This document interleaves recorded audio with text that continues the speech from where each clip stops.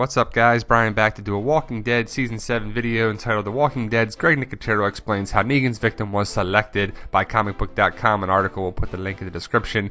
It's a decent article. It doesn't give too much away. He wasn't willing to just tell you that it was Glenn or Abraham or whatever, but he does talk about the process a little bit of what went into it, and then we'll talk about what makes sense of it and the Season 7 trailer, the Comic-Con stuff like here, this picture, and we'll talk about a little bit to see what you think. Do you agree? Do you not agree about it? So basically, comicbook.com article right there, Walking Dead. Awesome, check him out. The link is in the description. So here we go.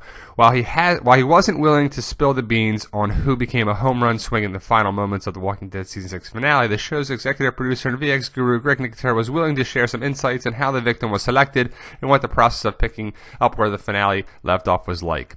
Nicotero feels a need to keep the audience engaged and surprised, so adapting the comic to television exactly as it went on the pages wasn't necessarily to do that. So he wasn't going to do exactly from the comic, but is he going to do something like the comic? So I initially thought it was Glenn, knowing that he was the comic book person. The death, I thought they would just replicate that because it makes most sense. And you want to do the comic justice. You want to give homage, to pay homage to it. You want to say, oh, that was such a big moment, let's replicate it in the show. Not like, oh, they want to mix things up and keep us guessing. They don't do stuff to fuck with us. They do stuff to move on with the storyline.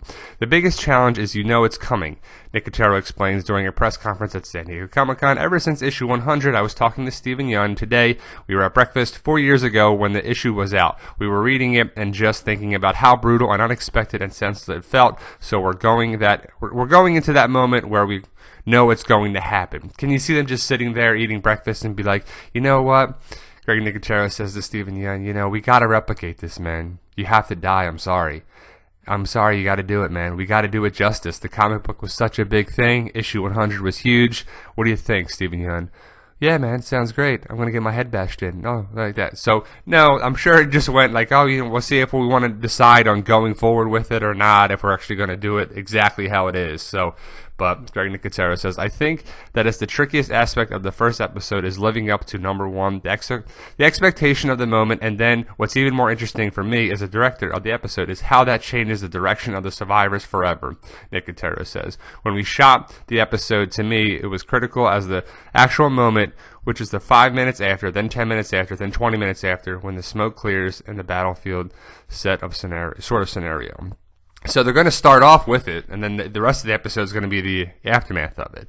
It's a fascinating exercise in emotion because shock and denial, all these things play into it. It was a masterclass in acting for these people right here to watch on a daily basis. Every time you get to the outlines or the scripts or Scott and the writer's pitch, you never want to hear that it's coming. I think that it's this particular episode, everyone knows it's coming, so it's agonizing to think about the fact that we're changing the landscape of our characters.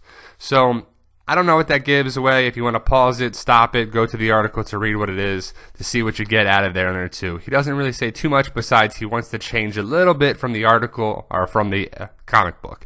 But our spoilers, our information say it's Abraham that dies. I'm going with that. And yes, the trailer doesn't give it away 100%. That would be ridiculous, so relax with that.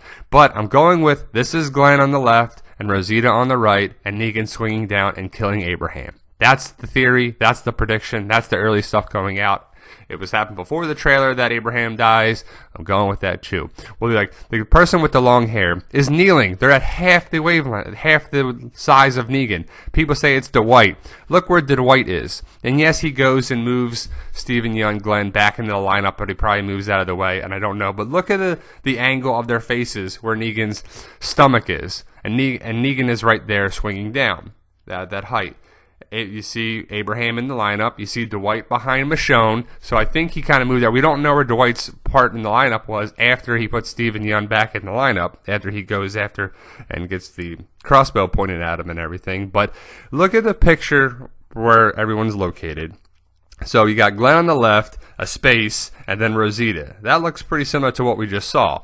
Blood's coming up there too. It happens super fast. But he's swinging down, and he's at the Negan's swinging down, and he's at the same level as the characters there too. It's not a savior kneeling. It's not Dwight kneeling. He's standing. Look how tall they are. Look at the difference in the height. Oh, that's obviously Dwight, or that's obviously Savior. No, to me, it's obviously Rosita and Glenn for what it is. Swinging down, killing Abraham is what I see out of there too. So That's what I get out of it. The vampire bat, it's going to be bloody. It's going to be there too. It's going to be gross. And I think they're going to show some gruesome stuff too. Scott M. Gimble said that it's going to be pretty gruesome. They are going to show it. So there's going to be some blood and guts there too. So again, Abraham first. Then for some reason, the spoilers and the predictions and everything, the rumors, everything when you call them there, the early stuff, speculation, is that Glenn dies for some reason after that by Lucille as well. So I don't know. We don't have any information about that, but to me, I'm going with it's Abraham. I still believe it is. Gonna miss Abraham for sure. Hilarious, Michael Cutlass. But I think the way I got it is that he's ready to go on the show too. He kind of was like, it's an epic death to be picked that way too. So if Abraham's going to go out, he's going to go out in a big way, I guess, but he's not going to be out there for all-out war and going forward. And we got a great picture of baby Abraham there. I thought that was great. So like, share, subscribe, post your comments below, guys. Let us know what you think. Check out the Walking Dead Community Facebook page, Facebook group, all that stuff. Check out our poll question. Answer the poll question there too. And as always, thank you for the support, guys.